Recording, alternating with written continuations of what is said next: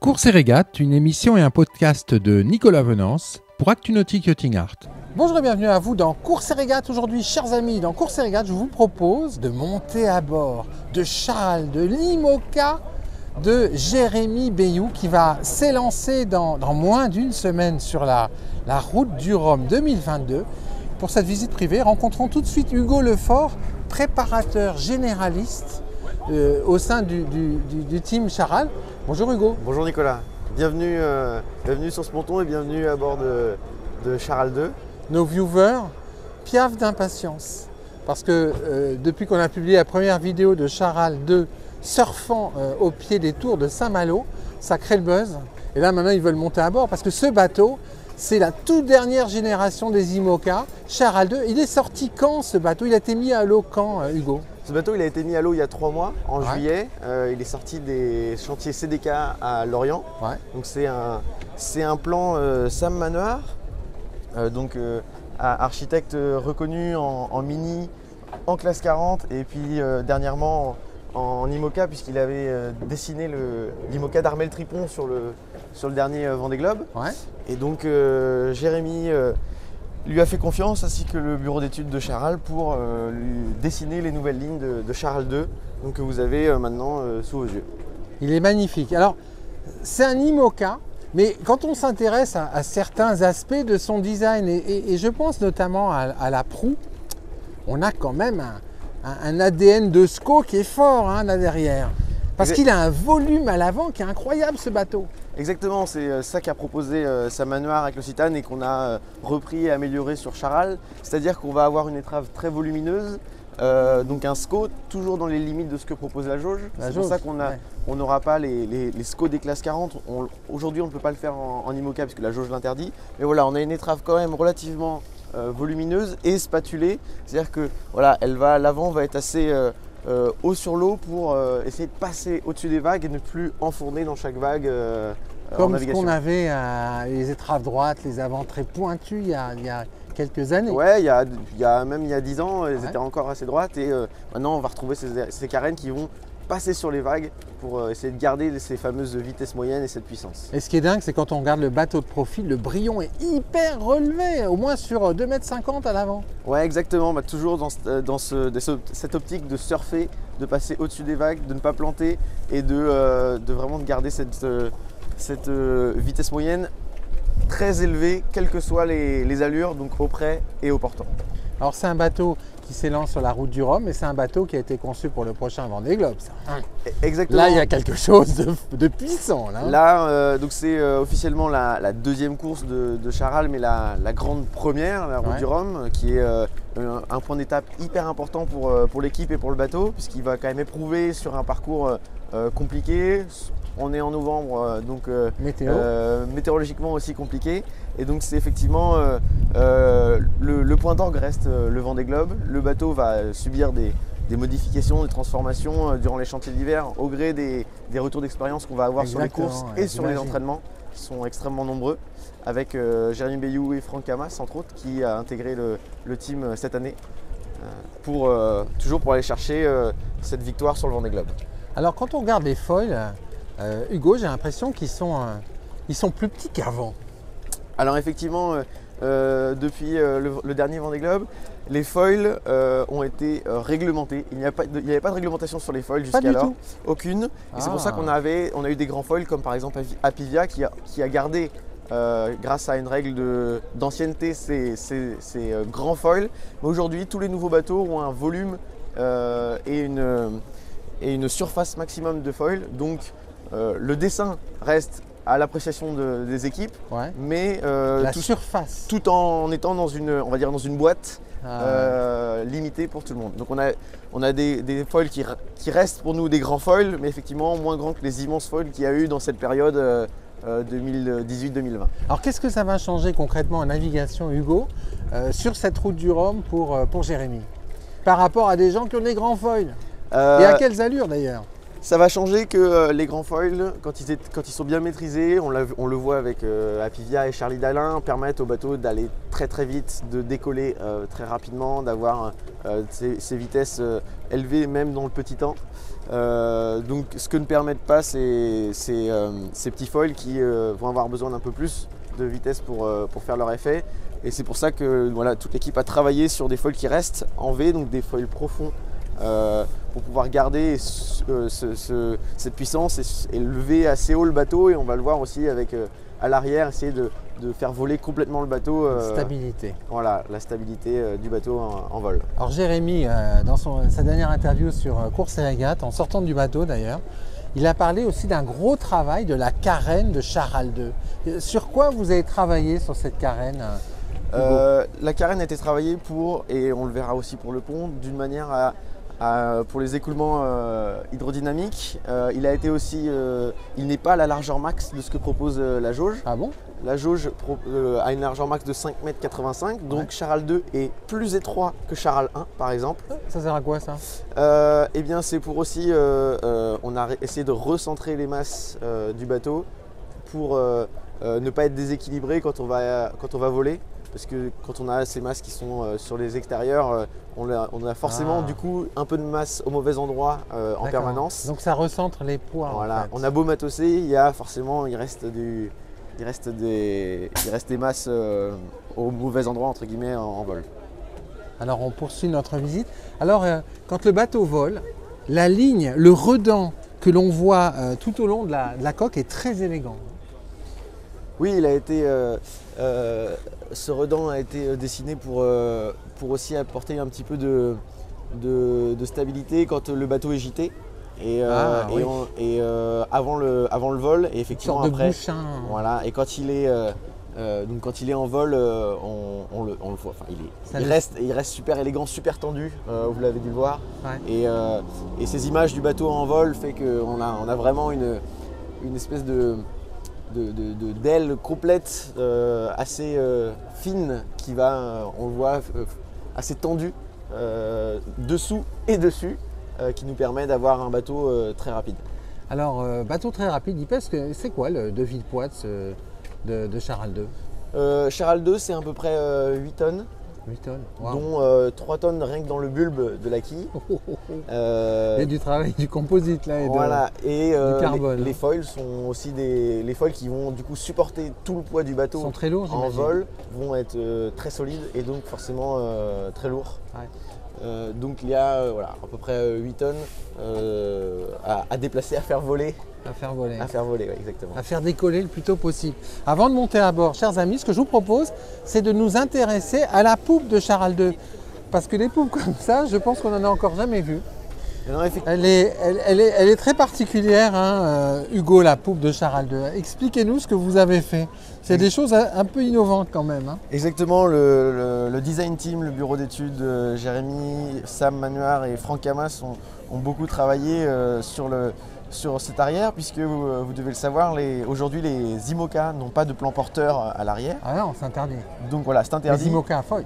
Les IMOCA à foil n'ont pas de plan porteur à l'arrière, donc ils restent avec la poupe, l'arrière qui va traîner dans l'eau, même quand ils volent. C'est très déséquilibré en fait, voilà. Là c'est un travail d'équilibriste. Donc l'équipe a cherché à savoir comment ils pouvaient réussir à soulager cet arrière, à essayer de le faire décoller tout en restant dans la jauge, c'est-à-dire des safrans normaux. Donc voilà, il y a une implantation, on va dire en X ou en V inversé, comme vous voulez, qui va ces safrans ils sont aussi très longs et qui vont essayer justement de créer de la portance quand il est à la gîte, au vol, et donc de soulager cet arrière. Et c'est pour ça qu'on arrive à faire voler complètement le bateau grâce à ces safrans nouvelle génération dont on est les seuls sur les 36 IMOCA qui sont ici. On est les seuls à avoir ces safrans qui font beaucoup d'envieux. Beaucoup d'envieux. Et puis surtout une poupe qui est distinctive. On va maintenant monter à bord. On va s'intéresser au gréement de Charal 2 Hugo. Un gréement qui est impressionnant. Voilà, je me hisse à bord à votre suite. Exactement. Alors la première chose, peut-être avant de parler du gréement, c'est le pont. Parce que le pont, il a une tonture inversée qui va dire est assez classique dans la voile de performance, mais qui n'est pas classique dans les IMOCA. Parce que généralement, le pont des IMOCA, ces dernières années, il est plutôt creux. On imagine pourquoi, mais vous avez fait un autre pari d'architecture. Exactement, ce qu'on le disait tout à l'heure, on le voit bien quand on est en navigation en vol. Le plan de pont a été dessiné de façon à ce qu'il soit extrêmement fluide, que l'eau et l'air ne soient pas arrêtés par aucun élément. Donc c'est pour ça qu'il est très tendu. On a fait un peu ce travail qui est fait sur les ultimes aujourd'hui avec les vitesses élevées qu'ils atteignent. L'air devient aussi une résistance. Et donc nous aussi, vu qu'on arrive à 35 nœuds maintenant assez facilement avec ces bateaux, on a un profil super tendu de pont pour pouvoir en dessous pour pouvoir que les vagues aussi qui passent sur le pont puissent s'écouler le plus rapidement possible, puisque c'est aussi tout le poids de l'eau des vagues qui va être sur le bateau, c'est du poids qu'il faut déplacer, donc forcément qui sont contre la performance. Donc c'est pour ça, un pont très épuré et très tendu. Très tendu et en fait qui accumule pas d'eau, ou en fait qui fait transiter l'eau le plus rapidement possible. Exactement. Alors qu'en fait si c'est creux, on peut imaginer que l'eau circulera moins vite. Exactement, voilà. C'est pour ça que c'est le pari de Sam et du design team de se faire ce bateau très tendu, et que Sam a aussi proposé à Samantha Davis sur son nouvel Initiative Car. D'accord.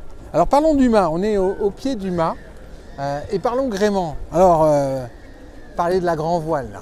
Alors ici on a un mât donc monotype, c'est-à-dire que c'est le même sur tous les IMOCA depuis maintenant quelques années, donc de 27 mètres de haut. On a une baume aussi monotype. Les derniers IMOCA ont maintenant tous une baume monotype. On a la fameuse grande voile de 135 mètres carrés. 135 mètres. Voilà. Le mât il culmine à combien quand même sur un IMOCA? Donc 29 mètres de tirant d'air, c'est-à-dire 27 mètres de mât et à peu près 2 mètres de boîte dessous. Voilà, on a un tirant d'air de 29 parce que mètres. nos auditeurs, ils vont être effrayés, une boîte. Une boîte, c'est comme ça, ce qu'on dit quand on construit le bateau, on va ponter, on va fermer la boîte, c'est-à-dire qu'on va faire le moule de coque, on va faire la coque, on va faire le pont, et ce qu'on dit, on ferme la boîte, on va ponter le bateau, et c'est pour ça que ça reste un peu aussi le jargon du team. Alors, il y a un détail qui est un détail de design, mais aussi de fonctionnalité qui est très beau, c'est l'organisation du pont et du 3D. Ça, je ne l'avais pas encore vu. Exactement. D'abord, c'est magnifique et j'imagine qu'il y a une sacrée fonctionnalité quand même derrière. Exactement, ça, c'est pareil, c'est tout le travail du design team, du bureau d'études pour rendre pratique et performant ces réglages de voile d'avant. Donc ici, on a les réglages des 3D bâbord et tribord. Donc ces 3D, c'est en fait le point de tir de la voile d'avant. Donc l'écoute va passer dans un anneau pour faire son point de tir. Et cet anneau, donc là, il est rangé, mais il va être accroché à plusieurs mousquetons, donc à 3 mousquetons. Et ces mousquetons, on va pouvoir les régler pour mettre le point de tir où on veut en 3D dans cette zone-là. C'est-à-dire au près, on va venir faire rentrer le point de tir pour faire une voile très plate. Et au portant, on va pouvoir écarter le point de tir pour ouvrir et creuser la voile. Donc voilà, c'est effectivement des détails qui ont été longuement réfléchis pour avoir quelque chose de simple, épuré sur le pont du bateau. Alors, si on s'intéresse maintenant aux voiles d'avant, alors comment ça s'organise là? Alors ici, donc on a toutes les voiles d'avant qu'on peut mettre, de la plus petite, le J4 donc le tourmentin, la voile tempête, au J0 sur le bout dehors. Donc c'est ici que Jérémy vient le moins souvent possible, parce que ça reste dangereux d'être à l'avant d'un bateau qui avance à 30 nœuds en pleine mer. Donc, mais c'est ici qu'il va venir changer ses voiles. Donc certaines sont, comme le J2, sont fixes puisqu'ils sont sur les TENMA. Et d'autres sont comme ce J3, sont amovibles et peuvent être changés et rangés dans la soute si besoin. Mais effectivement, en course, ça c'est une partie dangereuse. Donc on va voir qu'en fait le maximum de commandes du bateau s'opère depuis le cockpit.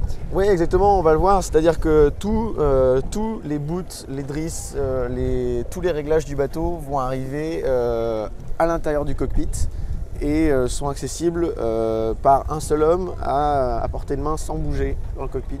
Donc vraiment un cockpit pensé autour du skipper. Alors justement, on va le visiter ce cockpit. On parlera performance d'ailleurs quand on rentrera dans ce cockpit et qu'on va voir l'organisation des commandes. Alors c'est vrai que vous parliez d'accélérer la circulation de l'eau sur le pont quand on voit la ligne du roof. Elle est extrêmement aérodynamique, mais il y a aussi une chose moi qui me surprend, Hugo, c'est que ce roof de Charal 2, il est beaucoup plus court que le roof des IMOCA traditionnels qui commencent généralement à 1 mètre derrière le mât. Exactement, il y a toujours ce travail d'aérodynamisme et de recul des poids. Donc on est venu reculer les poids de Charal et c'est pour ça qu'on se retrouve avec un cockpit très en arrière et très bas. Très bas. C'est hyper bas en fait. Là, je suis quasiment accroupi, chers amis. Alors, effectivement, par contre, c'est pas le royaume du confort là. C'est pas le royaume du confort, c'est le royaume de la performance. Mais là, regardez, on tient debout et puis il faut imaginer le bateau un peu penché. Donc, en navigation, on est globalement à l'aise ici. C'est donc ici que Jérémy va passer 90% de son temps. Il a à partir d'ici accès à tous ses réglages. Toutes les commandes sont directement accessibles en fait. Voilà, il a ses 2 pianos, bâbord, tribord. Quel piano! Qui arrivent de tout l'avant, du pied de mât jusqu'ici. Les C5 winch qui lui permettent de régler ses voiles. Et bien évidemment tout l'électronique embarquée, les écrans qui vont lui permettre de gérer son bateau depuis ce cockpit.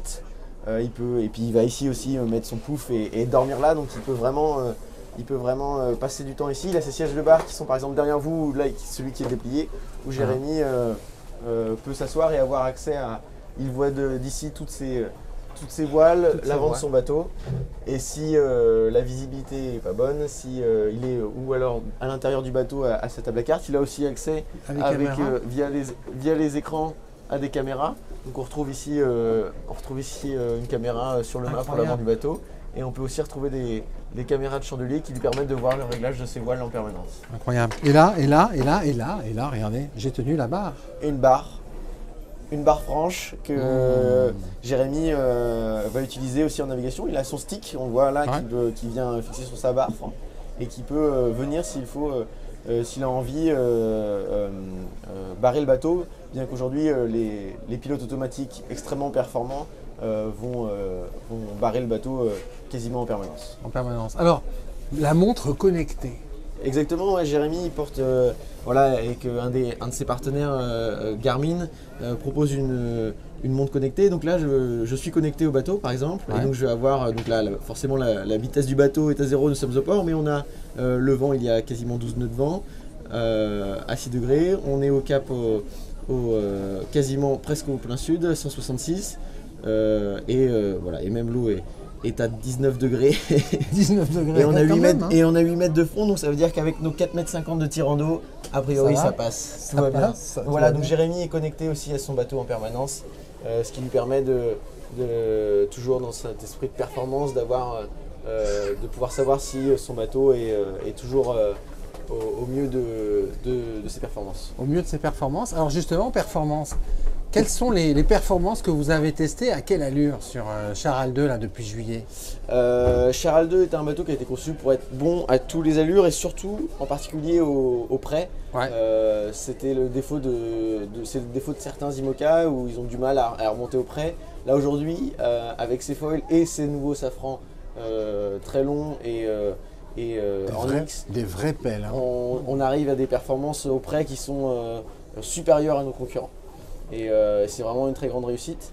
Et donc c'est un bateau qui avance à 35 nœuds assez facilement et même tout seul. Donc voilà, c'est vraiment un plaisir de naviguer sur un bateau qui surtout vole, vous avez dû le voir, à ces vitesses-là. Quand on a préparé cette émission, Hugo, vous m'avez dit que vous étiez en charge du confort à bord. Et quand on est rentré dans ce cockpit, juste après, vous m'avez dit, vous avez parlé du confort, vous m'avez dit, il n'y en a pas. Non. Vous faites quoi alors? Parce que objectivement, c'est très spartiate tout ça là. Exactement, c'est de rendre le cockpit est spartiate. À l'intérieur, Jérémy va avoir ses bannettes. Il n'y a pas grand chose à l'intérieur. Hein. Il n'y a pas grand chose, c'est vide, il y a ses bannettes, il a sa petite cuisine qui est juste là. L'idée c'est que pareil, tout soit à portée de main, tout soit simple, même dans la vie de tous les jours à bord du bateau, parce que bon, il y a forcément la performance, mais il faut aussi que l'humain vive, que l'humain puisse se nourrir, se laver, se changer, se reposer, parce que la performance c'est aussi du sommeil. Si gérer son repos tout au long de la course. Si on épuise le skipper, il sera forcément moins performant, et c'est le skipper qui reste l'élément numéro 1 de performance du bateau. Et on sait combien Jérémy est talentueux là-dedans. Donc voilà, c'est l'idée aussi d'avoir ces petites choses qui font que dans la vie de tous les jours, Jérémy a tout à portée de main, prêt à être du coup au profit de la performance en permanence. Au profit de la performance. Hugo, en conclusion, fin prêt pour le départ? Ouais, exactement, le bateau est prêt. Voilà, vous le voyez, il n'y a pas grand monde qui travaille dessus, donc ça veut dire qu'on est plutôt prêt. C'est plutôt bon signe. C'est plutôt bon signe quand il n'y a pas de coup de marteau dans le bateau à une semaine du départ. Donc il n'y a pas de stratification, de stratifieur à l'intérieur. On est très fiers. Le bateau a beaucoup navigué depuis sa mise à l'eau. Ouais. Donc c'est aussi un gage de qualité. Donc voilà, maintenant Jérémy se prépare pour cette route du Rhum avec envie et motivation, et c'est ça qui pousse aussi, qui a poussé toute l'équipe à faire ce bateau extrêmement techniquement intéressant et aussi très innovant. Très innovant. Merci beaucoup Hugo. Merci à vous Nicolas.